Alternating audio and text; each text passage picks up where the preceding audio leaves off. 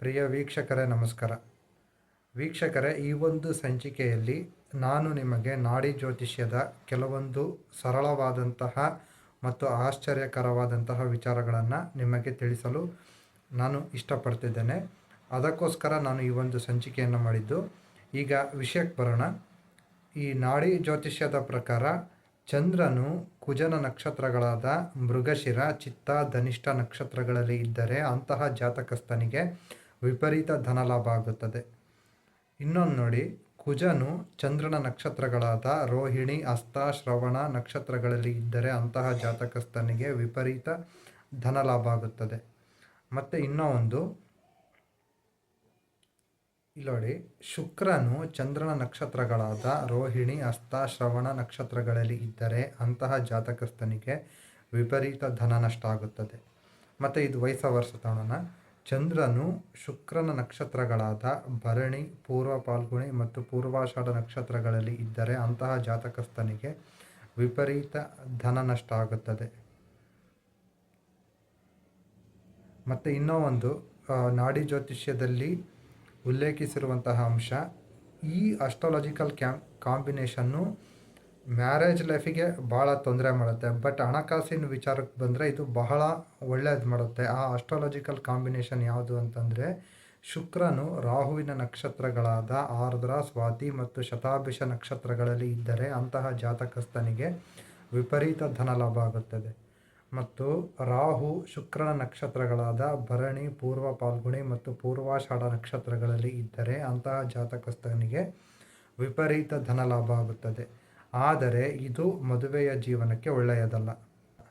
ಇನ್ನೂ ಒಂದು ನಾಡಿ ಜ್ಯೋತಿಷ್ಯದಲ್ಲಿ ಉಲ್ಲೇಖಿಸಿರುವ another astrological combination is like this. ಈ ಥರ ಇರುತ್ತದು. ಏನು ಅಂತಂದರೆ, ಶುಕ್ರನು ಕೇತುವಿನ ನಕ್ಷತ್ರಗಳಾದ ಅಶ್ವಿನಿ, ಮಘ ಮತ್ತು ಮೂಲ ನಕ್ಷತ್ರಗಳಲ್ಲಿ ಇದ್ದರೆ ಅಂತಹ ಜಾತಕಸ್ಥನಿಗೆ ವಿಪರೀತ ಧನ ನಷ್ಟ ಆಗುತ್ತದೆ. ಕೇತು ಶುಕ್ರನ ನಕ್ಷತ್ರಗಳಾದ ಭರಣಿ, ಪೂರ್ವ ಫಾಲ್ಗುಣಿ ಮತ್ತು ಪೂರ್ವಾಷಾಢ ನಕ್ಷತ್ರಗಳಲ್ಲಿ ಇದ್ದರೆ ಅಂತಹ ಜಾತಕಸ್ಥನಿಗೆ ವಿಪರೀತ ಧನ ನಷ್ಟ ಆಗುತ್ತದೆ. ಆದರೆ ಇಲ್ಲೊಂದು ಪ್ಲಸ್ ಪಾಯಿಂಟ್ ಏನು ಅಂತಂದರೆ, ಅವರಿಗೆ ಸರಸ್ವತಿ ಯೋಗ ಉಂಟಾಗುತ್ತದೆ. ಅವರ ವಿದ್ಯಾಭ್ಯಾಸ ಮತ್ತು ಅಕಾಡೆಮಿಕ್ ಅಚೀವ್ಮೆಂಟ್ಸ್ ಬಹಳ ಚೆನ್ನಾಗಿರುತ್ತದೆ. ಇನ್ನೊಂದು ನೋಡಿ, ಇನ್ನೊಂದು ಕಾಂಬಿನೇಷನ್ನು ನಾಡಿ ಜ್ಯೋತಿಷ್ಯದಲ್ಲಿ ಉಲ್ಲೇಖಿಸಿರುವಂತೆ ಶನಿ ಕೇತುವಿನ ನಕ್ಷತ್ರಗಳಾದ ಅಶ್ವಿನಿ, ಮಘ ಮತ್ತು ಮೂಲ ನಕ್ಷತ್ರಗಳಲ್ಲಿ ಇದ್ದರೆ ಅಂತಹ ಜಾತಕಸ್ಥನಿಗೆ ವಿಪರೀತ ಧನ ನಷ್ಟ ಆಗುತ್ತದೆ ಮತ್ತು ಅವರ ಉದ್ಯೋಗ ಜೀವನದಲ್ಲಿ ಅಭಿವೃದ್ಧಿ ಇರುವುದಿಲ್ಲ. ಕೇತು ಶನಿ ನಕ್ಷತ್ರಗಳಾದ ಪುಷ್ಯ, ಅನುರಾಧ ಮತ್ತು ಉತ್ತರ ಭಾದ್ರಪದ ನಕ್ಷತ್ರಗಳಲ್ಲಿ ಇದ್ದರೆ ಅಂತಹ ಜಾತಕಸ್ಥನಿಗೆ ವಿಪರೀತ ಧನ ನಷ್ಟ ಆಗುತ್ತದೆ ಮತ್ತು ಉದ್ಯೋಗ ಜೀವನದಲ್ಲಿ ಅಂಥ ಒಳ್ಳೆಯ ಅಭಿವೃದ್ಧಿ ಇರೋದಿಲ್ಲ. ಇಲ್ಲೋಡಿ, ಇನ್ನೊಂದು ನೋಡಿ, ಈ